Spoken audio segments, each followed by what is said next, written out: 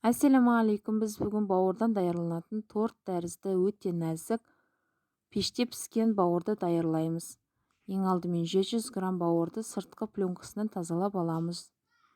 Кейін ет күштен өткізуге ыңғайлы болу үшін шағын етіп кесеміз және етті күштен өткіземіз. Дайын тұрған бауырға жарты стакан 150 мл сүт құямыз. Жарты стакан манный жармасын 100 грамм саламыз және мұқият бір келкі етіп араластырып, дайын болған бауырды 1 сағатқа тоңазытқышқа бетін жауып салып қоямыз. Манный жармасы толықтай ісіну үшін. Кейін табамызға 4-5 ас қасық өсімдік майын құямыз да 3 пиязды жартылай сақина етіп туралған салып 4 минуттай қуырамыз. Үкіштен өткізілген сәбізді 3 түйір пиязымыздың үстіне саламыз да, оны да жақсылап 1-2-3 минут қуырып, татуына қарай тұзын және қара бұрышын салып, тағы да бір жақсылап араластырып қуырамыз да.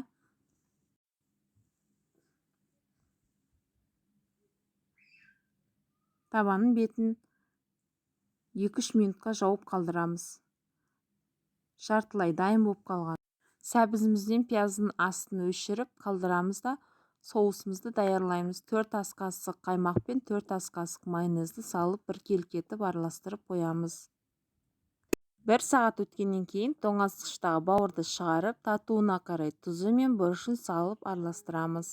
Запеканкаға арналған ыдыстарыңыз болса, пісіруге арналған өсімдік майын жағып аласыздар да, жарты сәбіз бен пиязды төменгі қабатына салып бір келкі етіп жайып аламыз. Запеканкаға арналған ыдыстарыңыз болмаса, мен тәрізді фольгадан ыдыс жасап алсаңыздар болады. Кейін үстіне бауырдың жартысын салып бір келкі етіп жаямыз.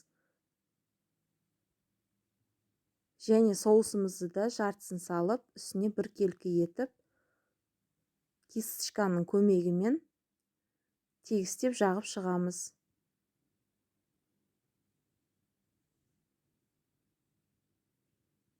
Дәл осылай бірінші көкөнісімізді саламыз. Кейін бауырдың қалған жартысын,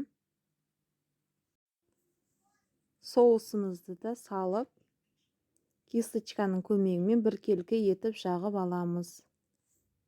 Алдын ала қысып тұрған 180 градустағы пеште 35-40 минут пісіріп аламыз. Дайын болған асымызды бауыр торты немесе пеште піскен бауыр деп атасаңыздар да болады. Бауыр торты деп атауымның себебі, ол торт тәрізді өте нәзік және жұмсақ. Дастарханға өзіңіз қалауыңызша сәндеп ұсынсаңыз болады. Баршаңызға ас болсын. Ас мәзірі ұнаса, арнамызға тіркеліп, қоңыраушаны басып, лүпілдеріңізді аямаңыздар. Пікірлеріңізді комментария бөліміне жазуды да ұмытпаңыздар. Келесі ас мәзірінде кездескенше сау болыңыздар.